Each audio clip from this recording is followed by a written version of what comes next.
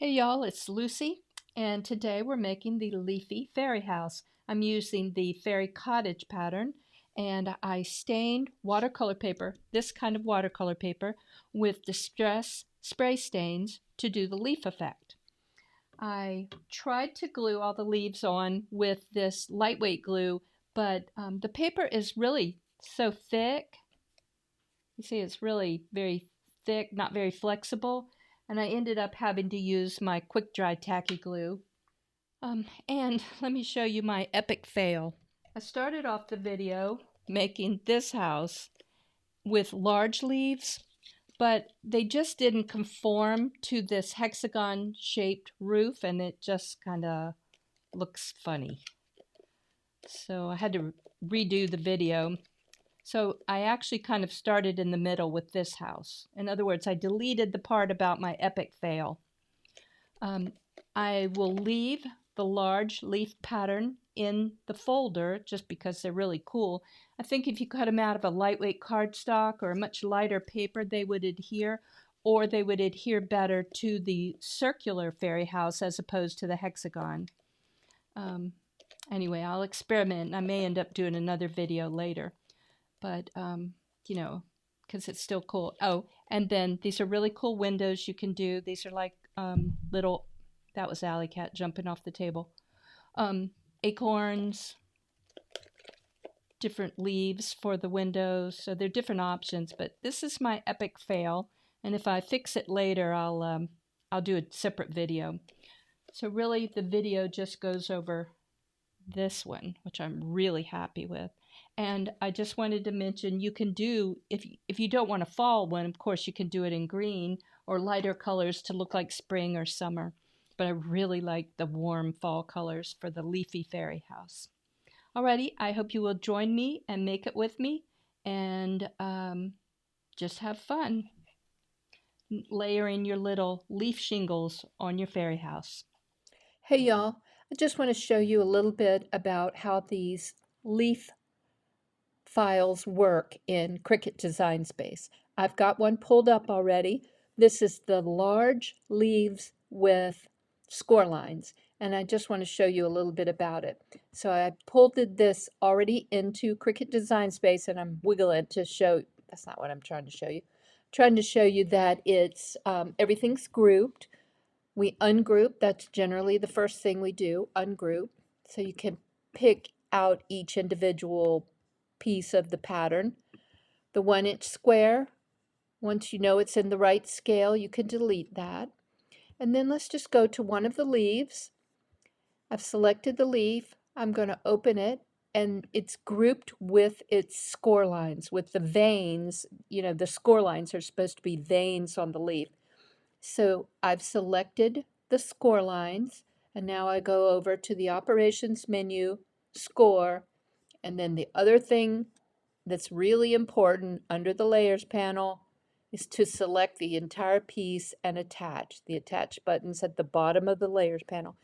And you have to do that for each individual leaf. Select, operations menu, score, go back, select the entire piece, in the layers panel. Here's our layers panel and attach. So do that for all of those. I just wanted to show you that.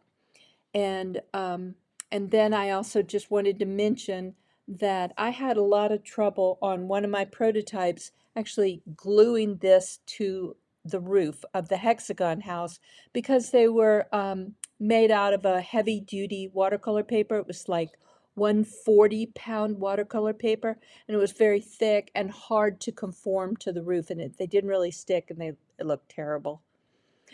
So I would recommend, if you're going to glue this to one of your roof surfaces, that you use a lightweight paper. Really, you could just use cardstock, and you can use the stain technique with cardstock as well.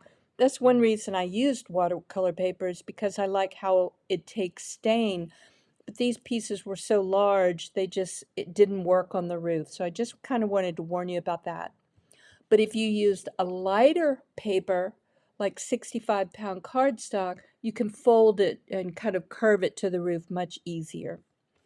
Alrighty, so this, I'm going to select them all, group them so I can hide them.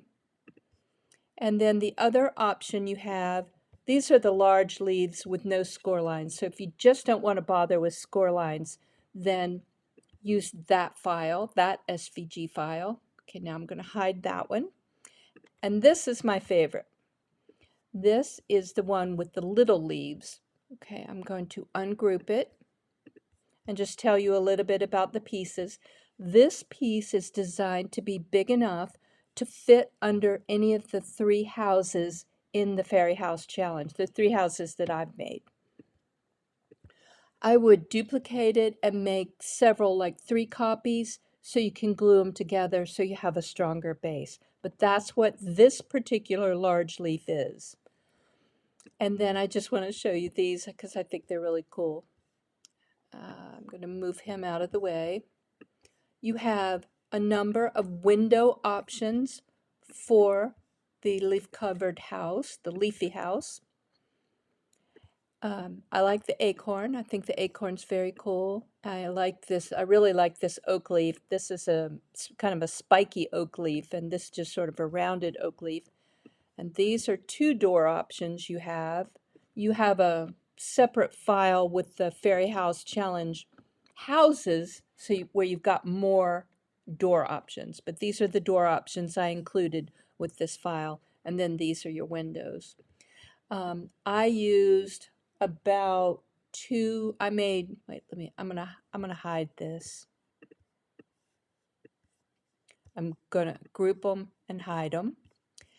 I think I used about 2 sheets of leaves for my leafy house, my leafy fairy house.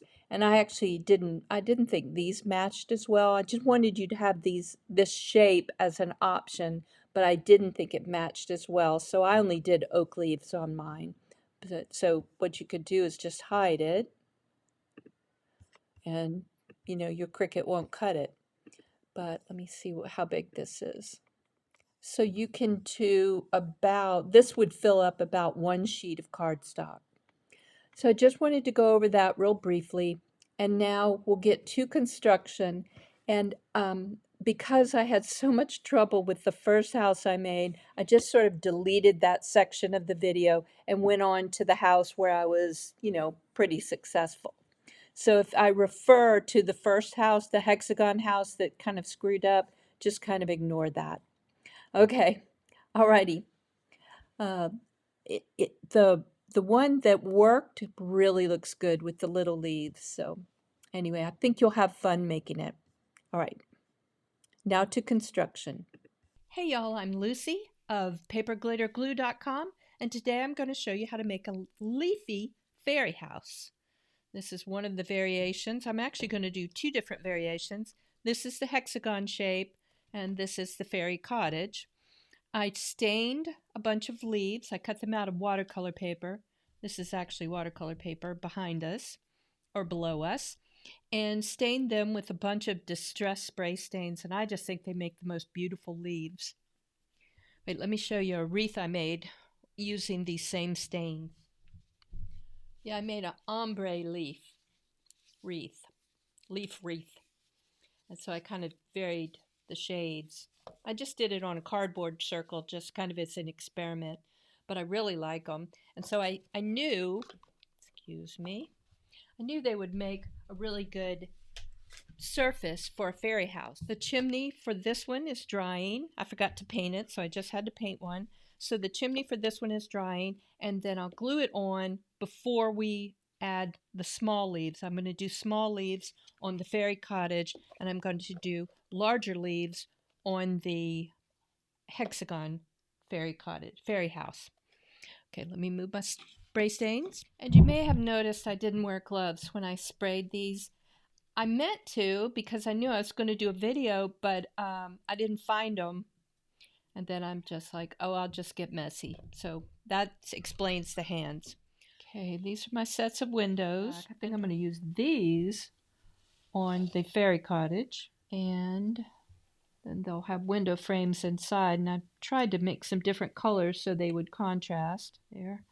And let's see which door. Well, it looks like this door is going to be a good match.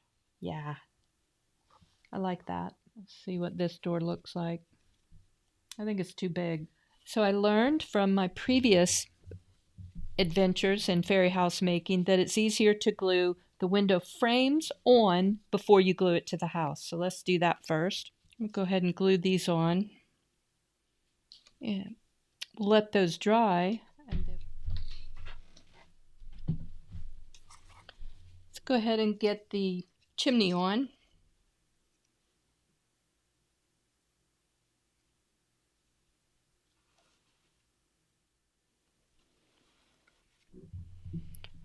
Okay, hopefully I won't knock that off, but I probably will.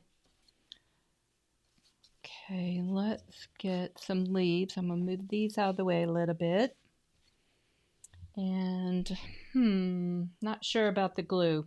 After our last experiment, I think I'm going to go with the stronger glue.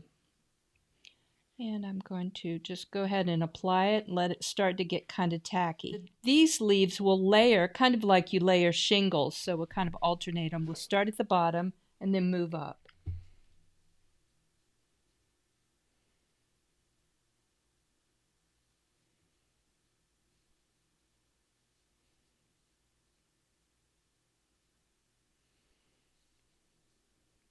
Okay, let's shingle this house.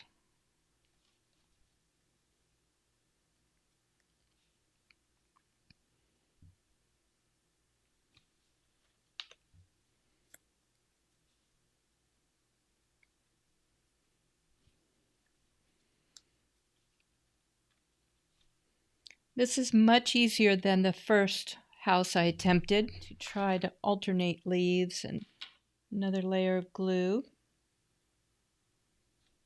I'm using my stylus to kind of push them into the glue. Not like that. It's supposed to be fun, not aggravating.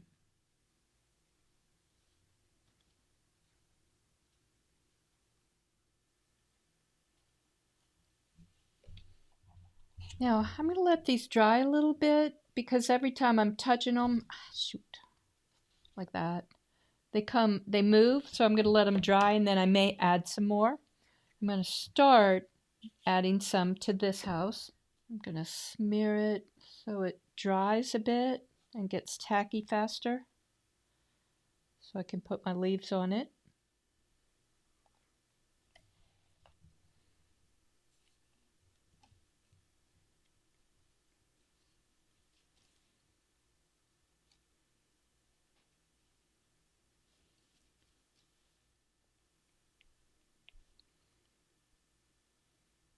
I'm going to try to stagger them a little bit.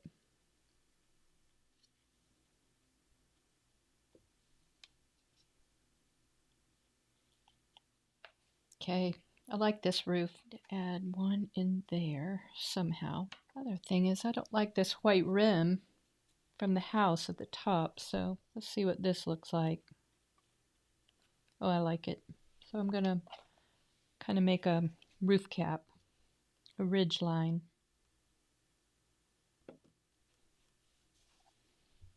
There.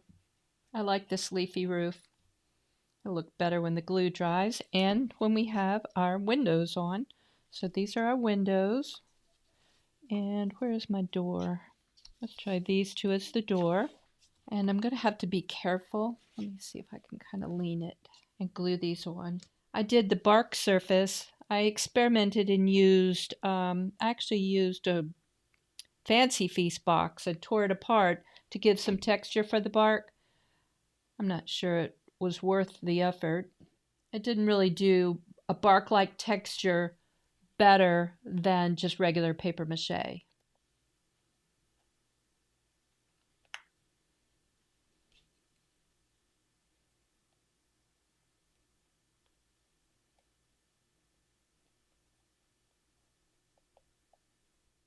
I like the door contrast, and I think the windows will contrast nicely too. And you could just use regular windows if you want, if you don't want it to look so fanciful, so whimsical.